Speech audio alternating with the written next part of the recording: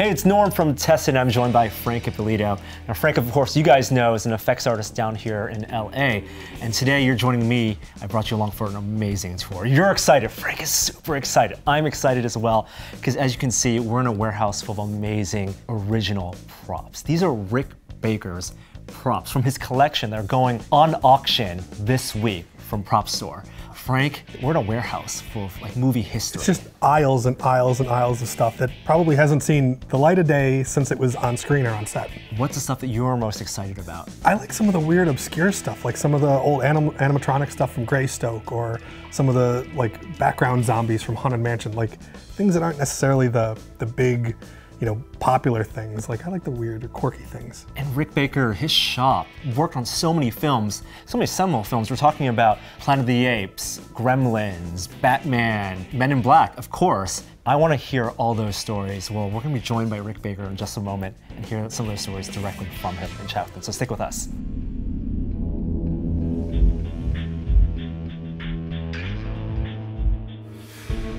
So this is it, guys. This is Rick Baker. Rick, I'm so pleased to meet you. Thank you so much for coming and talking about your collection. Yeah, a lot of stuff here. So much. It's a warehouse full of stuff. Yeah. It's your life's work. I want to hear about it all.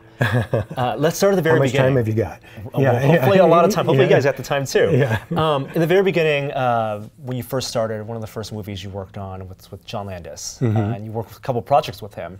American Werewolf and also Thriller. But I did Schlock before that. And Schlock with him as well. What was makeup like back then and the process? Well, you know, it actually hasn't changed all that much. I mean, the biggest difference now is that we use more silicone than foam rubber, but back in that day we still used foam rubber. And again, one of the bigger differences is the adhesives. Back when I did Schlock, we only had spirit gum, which is basically tree sap, you know, and it would only hold on for so long. At the end of the day, the pieces were just hanging on, you know. So your techniques kind of stayed the same? Yeah, the same basic techniques are the same, you know, the molding and casting and all, whether you're casting in foam rubber or in silicone now, you know, and there's some better molding materials, you know, epoxies and stuff. Yeah.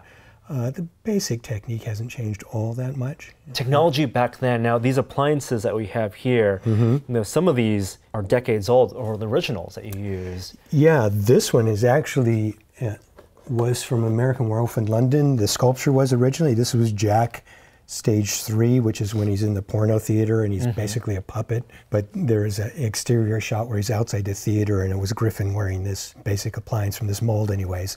And then later, when I did Thriller, which was kind of a quick and dirty, get a bunch of stuff done, we pulled out the old Jack molds and cast up some versions of that for some Thriller zombies. You know. Oh, wow. This was actually one that was made up for Thriller, which is, as you can see, pretty decomposed at the moment. So when you look at something like this and you think back to how you were sculpting and how you were creating these appliances back then, you know, what was your mindset back then? Were you still learning? Well, I'm still learning. You know, yeah, you know, I started as a 10-year-old. I mean, that's when I made the decision that I was going to be a makeup artist when I grew up. And but I also decided I was never going to grow up, you know, which I haven't.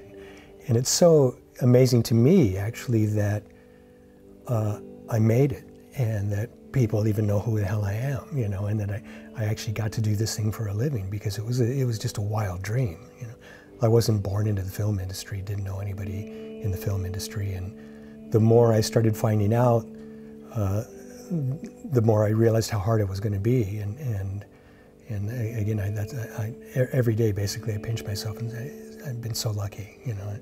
I got to make my hobby my occupation and do well at it. You know? That's so awesome. And your work, your studio is kind of synonymous with these creatures, these memorable creatures from iconic films now. What were the creatures that most interested you when you started? I think the first things were the Universal monsters, the things that Jack Pierce created, Frankenstein's monster, the Wolfman, still my favorite stuff, you know. And also I was really inspired by Lon Chaney Sr. stuff. I mean, I think some of his makeups haven't been topped, and that's where you're talking about a big change. I mean, everything Chaney did was out of the kit. You know, his makeup kit, he, you know, would put stuff on his face on a daily basis, and, you know, pull things and stretch things and do all this stuff. But they're phenomenal makeups. The Phantom of the Opera is amazing. London After Midnight, you know, amazing. And I think in a lot of ways the limitations were a benefit. You know, now you can do so much, and I see it happen all the time. For example, on Face Off, everybody does these really big, elaborate, you know, big masks, basically. They're too thick and too much, and you kind of lose some of the humanity. The performance. Yeah. So some of those performances I love from the creatures you've designed are the monkeys, the apes. You've worked on a lot of those. Let's take a look at those. Okay.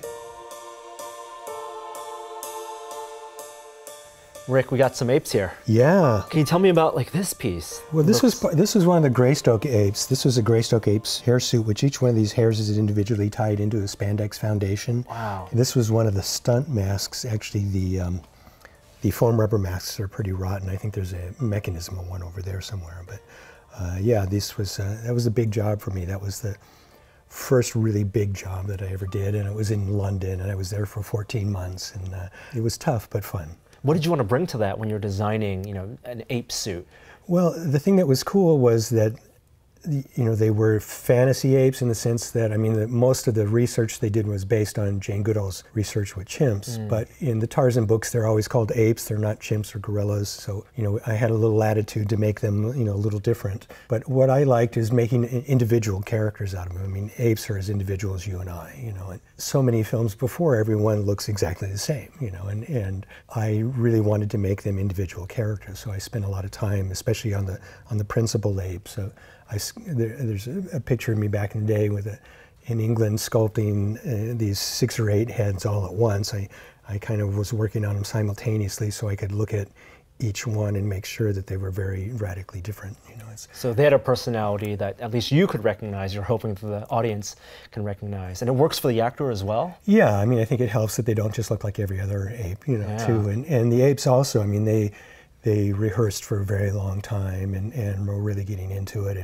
And the fun thing on that movie too was we had real chimps that were played the babies in the film, and a bunch of other wild animals. And like I said, I think Greystoke's the hardest I've ever worked in my life. I was doing 7-day weeks all day and all night basically, you know, until I dropped. And I actually ended up living in a little trailer outside the soundstage. We had a soundstage that we made at my workshop there, and it was right next to the soundstage where the jungle set was, where we shot. And I lived in this little trailer outside, so I could get, you know, a half hour or an hour's more sleep in the night, you know. And really putting yourself into it. Yeah, but it was fun because I got also the animal trainer lived in a trailer too, so so I got to play with baby tigers and baby bears and awesome. You know, black panthers and got to learn you know, these chimps, you know, their personalities really well. It was a lot of fun. Now, in addition to, you know, masks and bodysuits, you're also at that point starting to develop different mechanized apparatus. Yeah, all the apes were mechanized. They either had a self-contained mechanism that the actors could work themselves with their jaw, and the lips would move back, and then we had cable-controlled masks, and we had like these mechanical hands. These were Greystoke arm extensions. Let's see if I can get my arm in this. So this is something you built 30-odd years ago. Yeah, and I can't get my arm in it. But anyways, when you pull these levers, it moves the fingers. So the finger and the thumb are tied in together here. So yeah, I mean, you know, proportionally, so we could get a more ape-like proportion. And we also had what we called mechanical extended finger gloves, which were ones that the guys could wear, but we extended their fingers by, you know, that and that much more, raised the palm up. So they had these mechanical hands that were bigger and more ape-like with the kind of big sausage fingers, you know. So. But yeah, it was a lot of work. We had so much stuff. And the thing with that was I did it in England, and most of my crew were English. And I brought a handful of guys from LA that I'd worked with on American Werewolf. And the English crew were great, but they didn't understand how we finish things and how things are, you know, they would do a sculpture that I would consider to blocked out, and they would think it was done. You know, it's like, no, we got to refine all this, do all that. And it was a real learning curve for them. And they also thought I was crazy because, you know, at 5 o'clock, they go to the pub, you know, and that's when I really started my serious work, and I'd work until 2 a.m. every night, you know. And the funny thing now is, like, last film I did in England, which was Wolfman, they so do it exactly like we do here now, you know, and they have these tools that were, you know, designed by Mitch Devane, who's a sculptor that worked with me a lot, came up with all kinds of tools for texturing, and they all know all that stuff. It's basically, the information's out there now. Which is a good thing. Yeah, I think so, yeah. And they consider, I mean, Greystoke, to the English crews there too, it was kind of like, you know, the Holy Grail. It's like where they learned how to do this stuff, you know. And, that's cool. Yeah. And you're a part of that. You're at the heart of it. Yeah, yeah. So let's talk about a decade later. You know, you're working on it. If you've done different types of gorillas and apes, it's for something like Mighty Joe Young. Where were you then, and how did those designs compare? You know, Gorillas in the Mist happened first, and the thing that was great about that was, you know, I always wanted to build a realistic gorilla, and nobody wanted it in Hollywood. When I did King Kong, the Dino De Laurentiis King Kong, you know, they wanted a Hollywood ape, and they wanted this biped, you know, thing, which I was thinking, oh, this is going to be my only opportunity to do this right, you know, and which I was wrong. You know, I had quite a few opportunities since then. But in Gorillas in the Mist, they had to match the real animals, and they said, we want to film the real gorillas, the mountain gorillas in Rwanda, and then we want to intercut with your suits, because we know we can't get them to do everything we want them to do. And I said, it's impossible. I said, I can build an ape suit better than anybody, but I can't build one that you can compare to the real thing, you know. And they said, well, that's what we have to do. So I did it, you know. And one of the things that we did that I hadn't done in ape suits before, because it's not the most practical thing. You know, like when I did King Kong or The Incredible Shrinking Woman, which are suits that I made, I used human eyes with contact lenses. But especially with somebody with me with a nose like this, you know, apes have such a flat bridge of a nose. So this was basically a portrait of an ape that I photographed in Rwanda. I went to Rwanda. They said, this male gorilla is the one we're going to call Digit. So I photographed him, and I basically did a portrait of him. So you can see it's very flat across here. So it had radio-controlled eyes. And the head is actually out in front of the actor's head, kind of like that. So the vision is very limited. You can see a little bit out the nose holes. Not the most practical things for being able to see, but it looked much more like a gorilla than anything I'd ever done before. And we did basically the same thing in Joe. We had perfected some of the mechanisms. Joe had a corneal bulge on his eye, which Digit didn't, and he was able to do with one head things that we had several heads for in this. But basically, it's the same thing still. And then in terms of what's behind the mask, the electronics and the motors, that stuff changed over time as well. In a production, are you also doing research as to what type of technologies you can put in? Yeah, it changed when I did Harry from Harry and the Hendersons, because Harry had to do so much and be so mobile and communicate only with his expressions too. And I said, we can't have him tied down to these cables, you know. Having worn a cable-controlled head for many, many months on King Kong and dragging these cables out, you know, behind me, I knew what it was like to try to perform in that too. So that was the first time we did a radio-controlled head. And what was great was the research I did on Yetis and Bigfoot. You know, they always kind of talked about kind of a pointed head, so I thought this would be great if we have this pointed head that gives me a place to put the motors, so we can have a much more direct linkage to the mechanism, so the motors weren't, you know, on a backpack somewhere or inside the suit. It was contained within the head. And it was so great to not be tied down to the cables, you know, and so that's, Harry was the first of those, and these were the same. When you're working with a character that's maybe in the world of fiction, you have a little more liberties on how you can design your mechs and your makeup. You're not using direct life reference, trying to mimic that. So let's roll right into, for example, Gremlins. These mechs right here, and it's completely fictional creatures, but amazing puppets.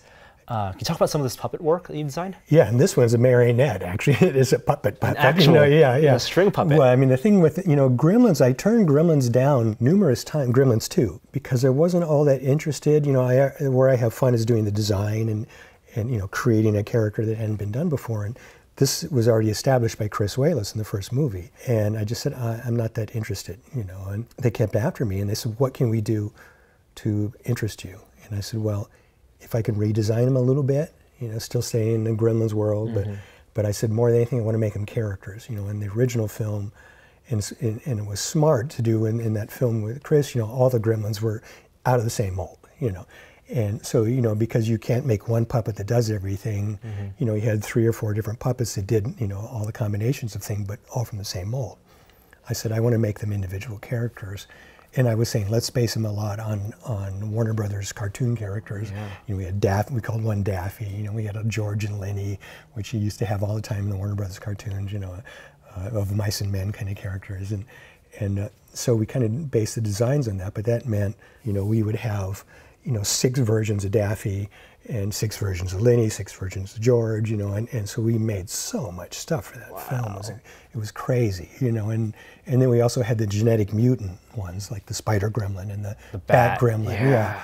Which again, you know, it was part of me wanting to make more fun stuff, you know, so I said, we came up with that idea to do that stuff, the vegetable gremlin, you know, so we had a lot of fun. You know? And in terms of puppeting, for a more complicated puppet, it's just electronics inside and then wired to like a Waldo system, or how? Yeah, there were different ones. I mean, this was more of an insert close-up one, which he had some servos that worked the eyes and the jaw. You move this thing and you could rotate the head and move it around, and there are these rods that come out the back of the arms and a little trigger that makes the hands move, and you know, it's basically every trick in the book. I mean, we had, you know, we had ones with strings on them. Yeah. You know, we had ones that just had your hand in it like this. You know, whatever works to get that character and performance that you want out of that creature. Yeah, and it's, you know, and then we had these big pole arm ones, which were in these boxes here, where we had the telemetry suit thing basically. So a guy would stand with this device with his arms in it, and if he moved his arm like this, the puppet moved his arm. You know, and there was a big pole that came out the back. So we had one that was a freestanding one, and it could. The feet were like mounted to the ground, but the body could shift around and move up and down, and the arms were free to do stuff without any strings or any rods. You know. Sounds like you had a lot of fun. You know, I've had a lot of fun my whole career. I mean, it's, like I said, how lucky am I to get to build toys and play with them, you know, and get paid to do it as well. Hopefully in your spare time you also get to build and have fun and design things on your own? Yeah, I mean, it's how I have fun, and if I'm not working on a film, I'm basically doing the same thing for myself, you know. And Rick, some of that stuff that you did, maybe from lesser known movies or lesser known projects, was stuff that you also had a ton of fun with. Oh yeah, I mean, it's all about having fun, isn't it? You know? Yeah, let's take a look at some of that stuff. Okay.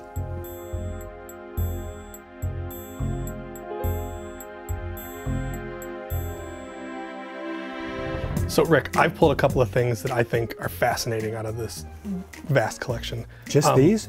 There's a whole bunch of fascinating stuff here. I'm only picking a few. So there's an amazing opportunity here to just learn from some of this collection. Things like you were talking before about the woot heads from these. Yeah, this was Greystoke. We had, again, a self-contained mechanism for hooting. So when the chimps pushed their lips out and hoot, actually what happened is it wasn't closed like this, it would bend back. So by the closing of the jaw, push these cables out to make a hoot phase, you know. So just simple mechanics. You don't have to do crazy animatronics or. Yeah, but it took a while to figure this out. Oh, well, yeah, but there's a whole thought process to that. Yeah. And by kind of reverse engineering that thought process, there's really, really cool stuff in here. And then compare that to the digit head with all the servos and machine parts and stuff like that. Yeah, this will show what I was talking about before, where the actor's head is set back inside better, you know, back in here, and then we have these artificial eyes and the skin, again, with the hair individually punched one over that. But the same basic mechanism for the lip was something I developed early on, and what we use with Harry, where there's a loop that goes through the lip like this, which would push out, kind of like that hoot head, but also the cables that moved up and down. So a combination of moving these and this pushing in and out and rotating side to side. More organic kind of feel? Yeah, it was very organic kind of feel, yeah. This hand, was this from? This was a Greystoke. This was the mechanical extended finger glove that I was talking about, where we extended the actor's hands in the palm to give him more of an ape-like proportion. So we had rubber bands that pulled it back into the open position, which has since rotted away.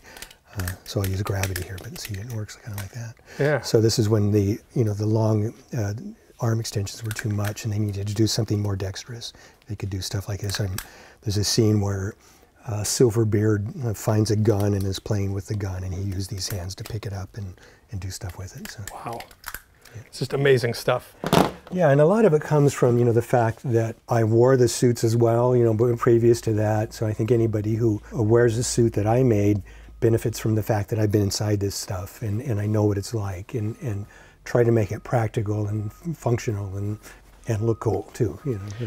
there's a whole bunch of maquettes and like design kind of things in here. What was this one from? This was a Men in Black. This was a Mikey maquette when we were trying to decide what Mikey was going to look like. Jordu Shell sculpted this one. But yeah, this was one, again, like what happens so often in films now is that, you know, directors and producers and so many people are involved in the design process and they want to see things, so we have to make a lot of stuff. I mean, in the old days, like an American Werewolf in London, for example, John Landis just said, I want the wolf to be a four-legged hound from hell, you know. I wanted it to be a biped, you know. Got a little bit of argument, he's the director, he wins, you know, but four-legged hound from hell, make it, you know. I did a painting, I go, I want to make something like this. Yeah, you're the expert, make it. Now it's everybody, you know, let's see 2,000 designs and we'll pick what we like the best, you know, and it's like, let's do one in between this one and that one and this one and that one. And it gets to the point where it like kind of sucks your heart out of it for one, you know, and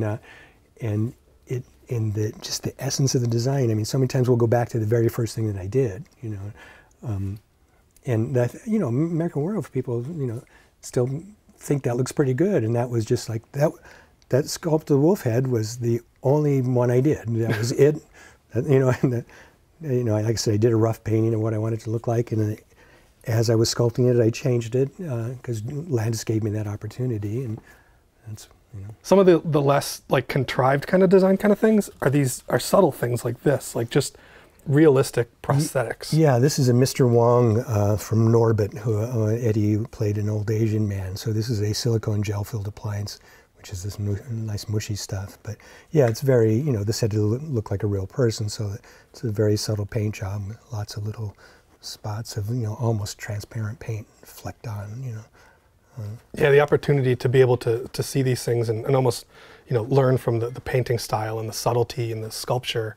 You know, a lot of people, you know, over-sculpt their age things and over-paint their, you know, makeups that are supposed to be relatively subtle. Mm-hmm. I think there's an enormous amount of education that's on all these shelves. Yeah, I mean, that's the one thing that, you know, I'm kind of excited about. These things, you know, for so long I stored this stuff and kept it. That was one of the great things about having a huge studio like I had. It was 60,000 square feet. You know, about 30,000 of it was storage, and the problem is you keep a lot of stuff, you know, and you know, some of it is, you know, in a box and I hadn't seen it in many years, you know, and I like the idea that somebody now will get something and it will be their treasure, you know, it'll be a treasured thing, you know, but also they can see how we did it back in the day. You know? One of the other things that I really love are the heads from Devil's Advocate. Can we go check those out? Sure, let's go. So I found some cool little heads. Yeah. These guys are from Devil's Advocate. Yes. And then you later put them into your little haunted house in the shop. Yeah, that's right. They were, these rods popped them up and scared people.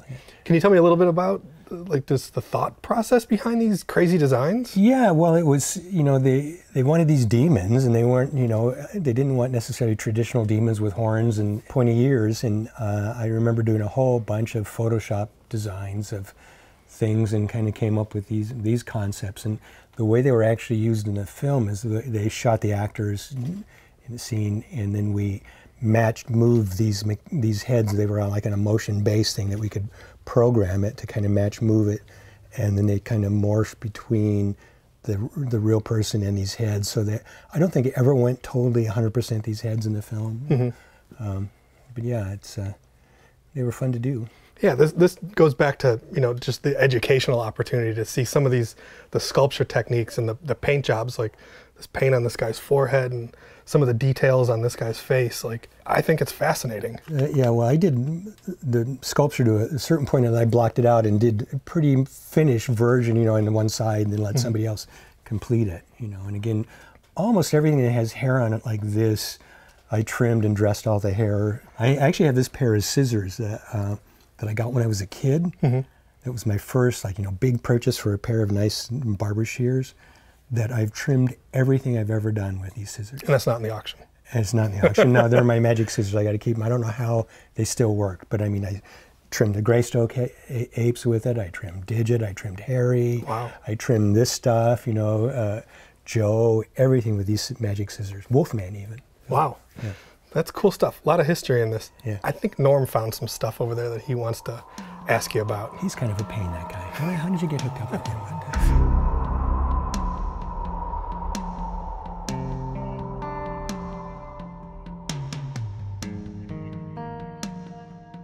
Rick, I couldn't let you go without talking about Men in Black. Yeah, that's been a big part of my career. Yeah, because you worked on 3 Men in Black movies. You did so many different types of creatures.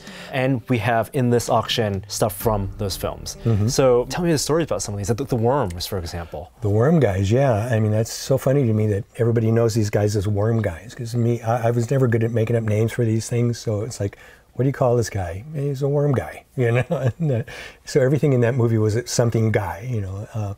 But what happened on that film is we were kind of in design hell. There were so many people involved in the designs and nothing was getting approved and time was wasting. So let's sculpt, let's do a design that's a little skinny thing that we could do a little rod puppet and do some rod removal or something.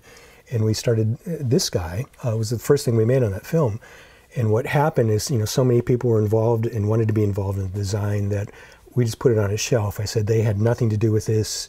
They're not going to approve it. We just put it away. We had actually made a mold, put the mold on a shelf. On the first film, we came up with a lot of the ideas for what was in the film because to me, being a geek fanboy, you know, this kind of movie, I kept saying, you know, it's a movie about aliens on Earth and there's hardly any aliens in the movie. And, and the things that are in the script, I think aren't very cool. And originally, Will's introduction to the fact that aliens went on Earth in the first draft of the script that I read took place in a bar, and the bartender was an alien, and Tommy Lee Jones says, well, you know, Chucky here is an alien, and he says, show him Chucky, and in the script it says Chucky lifts up his neck and light comes out.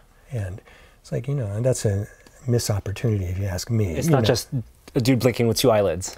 Yeah, you know, but yeah, you know, and I just thought, you know, this should be something really cool, you know, so, well, what would you do? And it's like, well, what if he says, you know, Chucky here, the bartender's an alien, and you see the bartender look around and then his face opens up and there's a little green man inside his head working his levers, and with TV monitors in there, and then like pulls a lever and the face slams shut, you know.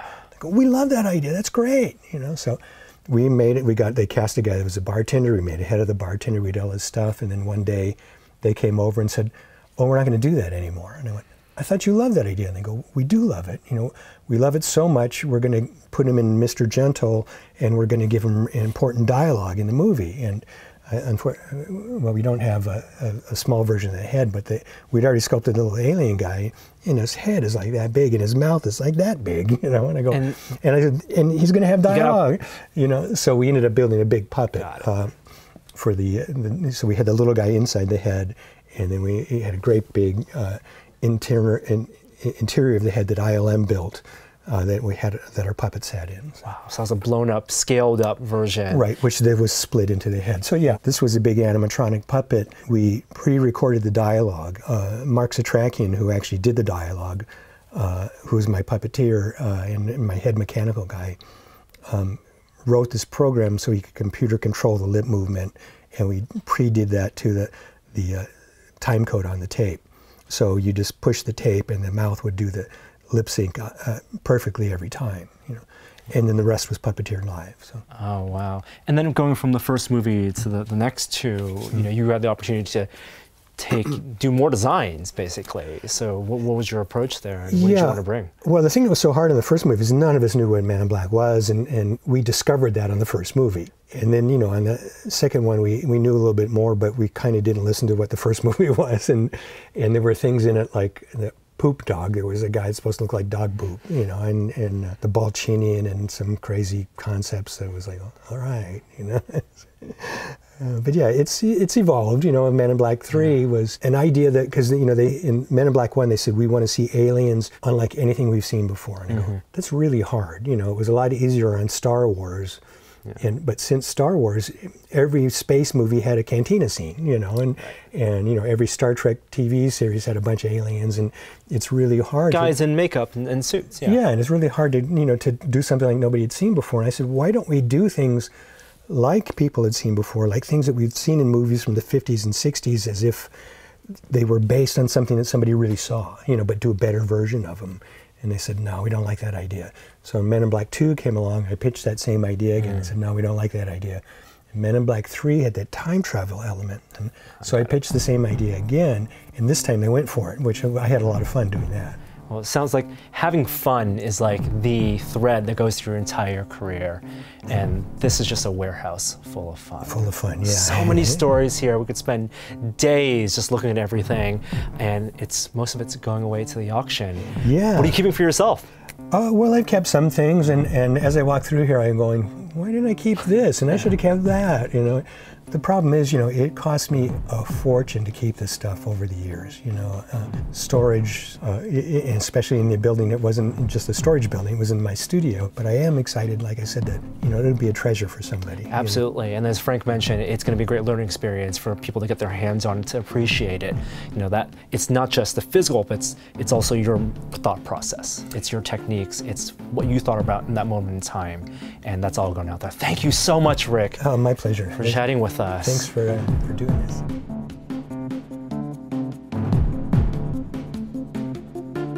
Oh my God. There's like everything in here. It's so amazing. First of all, thanks to Rick again for spending his time telling us amazing stories about his collection. Thanks to Prop Store for housing this, for putting up the auction that's going on right now. I need to go bid on that stuff. I know. The great thing is it's all like no reserve. Everything starts at $5. I'm putting $5 on everything. Put $5 on everything. Rick has so many good stories. And what are the things that's walking around that caught your eye? You know, we didn't really even talk about it, but the stuff from the Haunted Mansion, the zombie masks and all the background zombies, like those designs are beautiful. I was so surprised at how well things held up. Yeah. You know, things that were made 20 years ago, 25 years ago. Well, I think a little bit of this has to do with Tom Spina, who's spent some time restoring some of these things and touching up some stuff. Yeah, it's so cool. And of course, this auction, Prop Store is hosting it. It's at Hilton, the Universal City. You can bid online, and if you're watching this video after May 29th, go check out Prop Store. They have other stuff, maybe some other Rick Baker stuff as well. Thanks a lot for watching, guys. It's Frank. I'm Norm from Tested here at Prop Store. We'll see you next time.